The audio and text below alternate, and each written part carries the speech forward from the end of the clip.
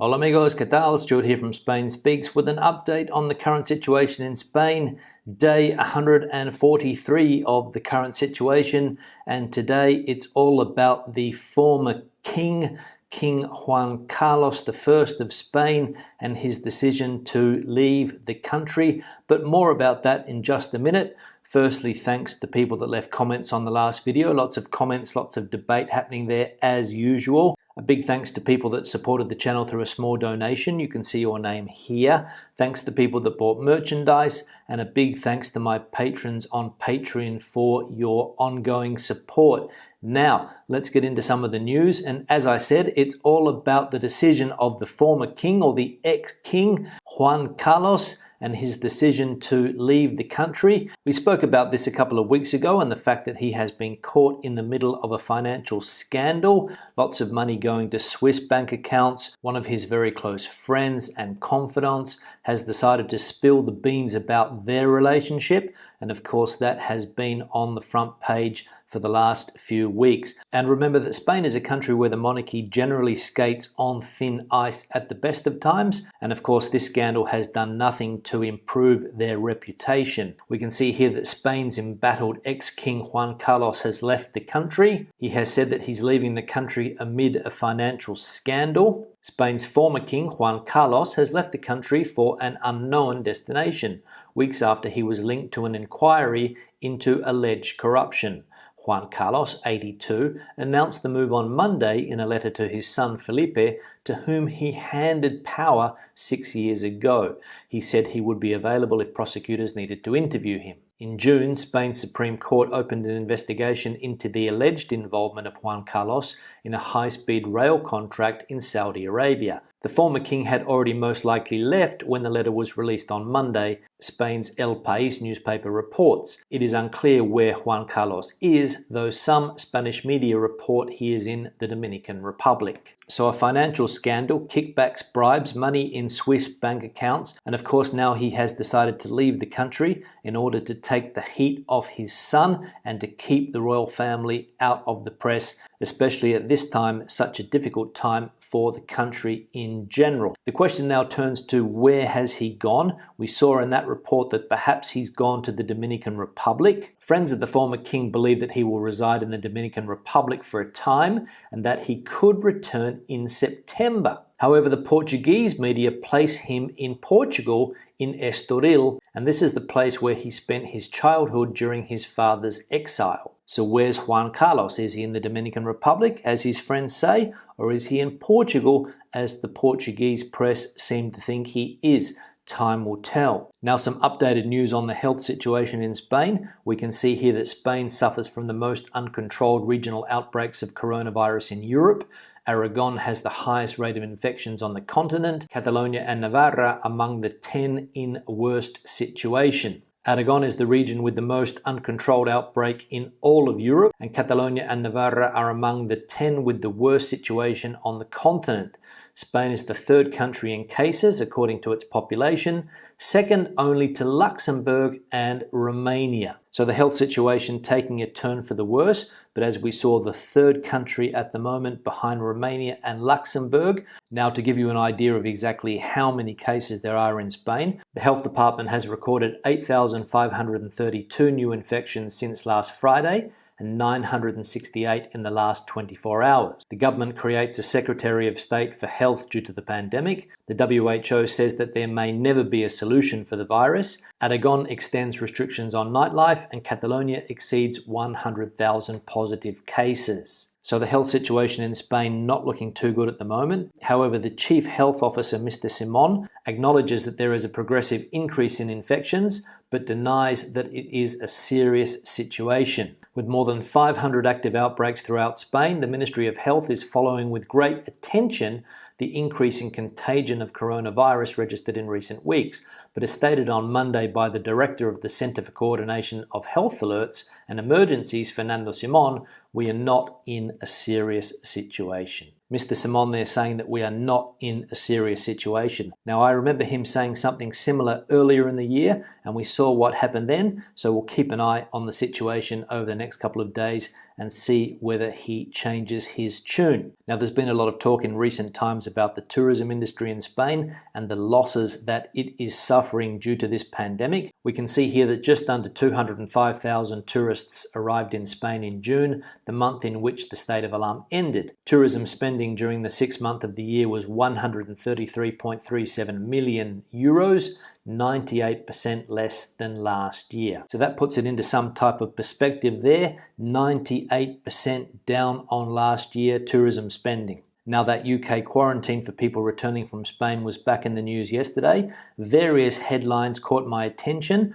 One here said, breaking, Spain set to have quarantine regulations lifted today. That was in an online newspaper called Euro Weekly News. Another newspaper headline was a bit more cautious. It said the UK could lift Balearic and Canary Island coronavirus quarantine today, Spanish minister claims. And these headlines came about because of an interview the Spanish tourism minister had, in which he said she was confident that the UK would lift that quarantine for people travelling to those places in Spain. However, nothing eventuated, and apparently the quarantine stands. Now, that same minister came out and also said that there would be no tit-for-tat quarantine on British holidaymakers. Ms. Maroto pleaded for tourists to come back to Spain in an interview with The Telegraph. She said that Spain was not contemplating a 14-day quarantine for UK arrivals, as Spain was in a phase of reactivation and had learned to coexist with COVID-19. We have to respect it, but we don't have to fear it, she said. We now have functioning protocols, and therefore we need to be a bit more flexible as we confront this second stage of the pandemic, she added. So, as she said, we have to respect it, but we don't have to fear it, and pleading for British holidaymakers to come to Spain. So obviously she will continue lobbying the British government in order to get that quarantine lifted as soon as possible, and saying that there will be no tit-for-tat quarantine for people coming to Spain. And a bit of news about the economy to finish here. We can see that Spain asks for more than 20 billion from the European Fund to finance the furlough scheme known in Spain as the ERTE. The SURE program was launched to provide a health, economic and social response to the effects of the corona crisis. Spain has asked the European Commission for access to the European Instrument for the Mitigation of Unemployment Risks, known as SURE, for an amount of more than 20 billion euros to finance with community loans programs such as temporary employment regulation files, ERTE, as reported by the Ministry of Economic Affairs and Digital Transformation. So the Spain furlough scheme becoming a very expensive operation, and Spain now having to go to the European Union in order to ask for much needed funds. Now, let's have a look at some of the comments from the last video. One here from Steve. Thanks for the info, Stuart. The government of Spain issued a memo on which countries are safe to travel to, which includes most EU countries, Canada, New Zealand, and several others.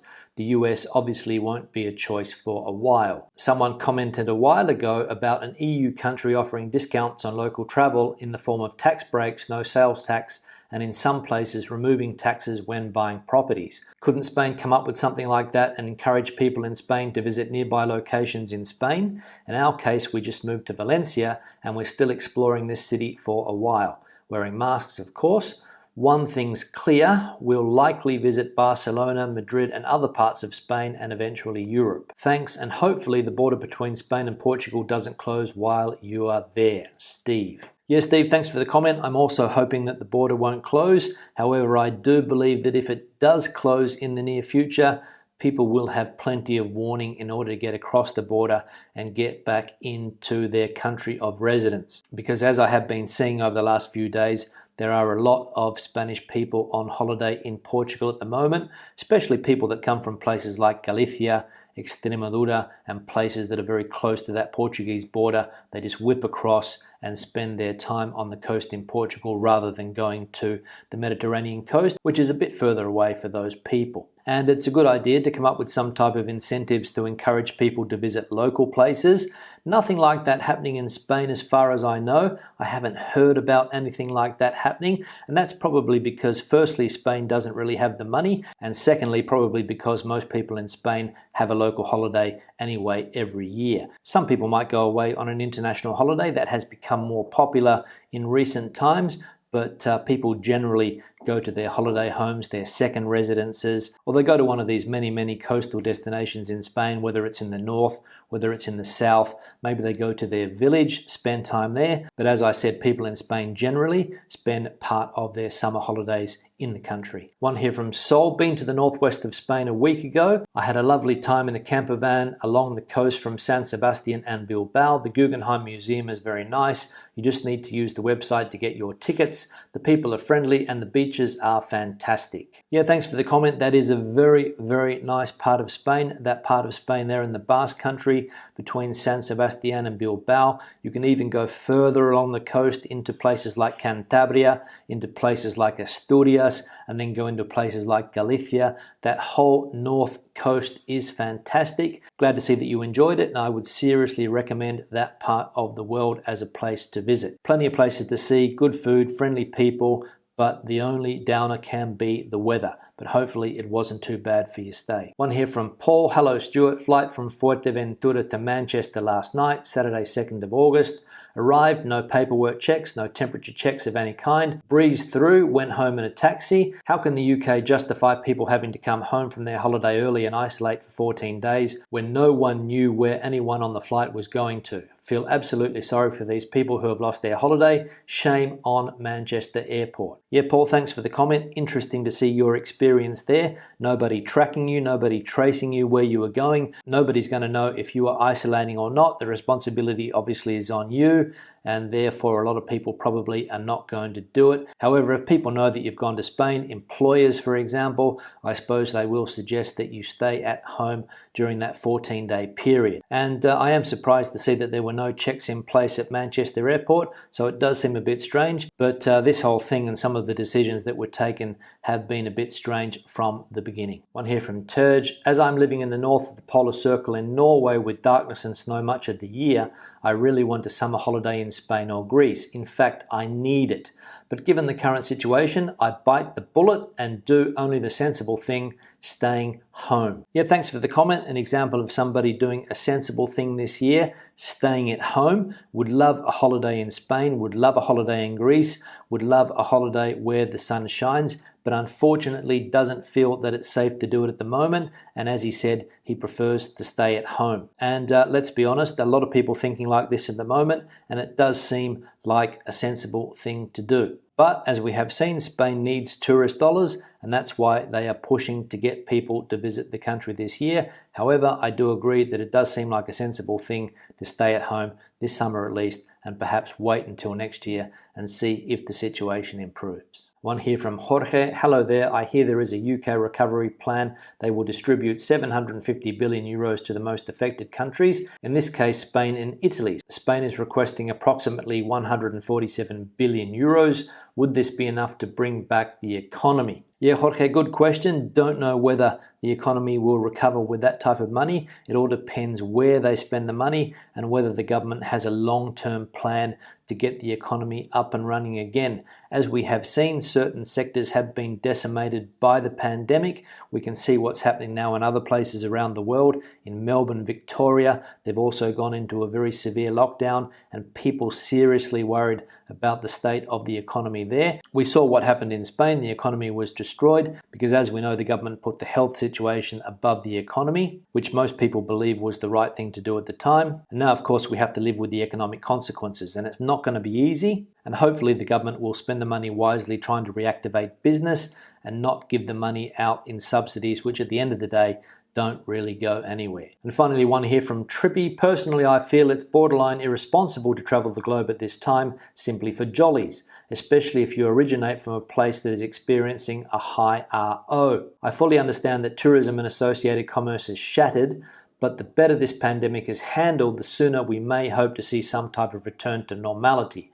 Otherwise, I feel this could drag on for years, causing more harm in the long term. Yeah, Trippy, thanks for the comment. You might be right. We have to get the health situation under control in order for the economy to go forward and begin to work again. As I mentioned, Victoria going into a second lockdown down there in Australia, so devastating for that part of the world, and we don't want to see that happen in Spain again. And you're right, this could drag on for years. We saw that the WHO said something similar along those lines, that this could go on for a long time. But as you said, we have to handle the health situation well, and that's the only way to get back to some type of normality. On that note, I'll start to wrap the video up. Questions or comments, please leave them in the section below. Debate the video out as you normally do. Give it a thumbs up if you liked it, thumbs down if you didn't. See you in the next one. Hasta luego.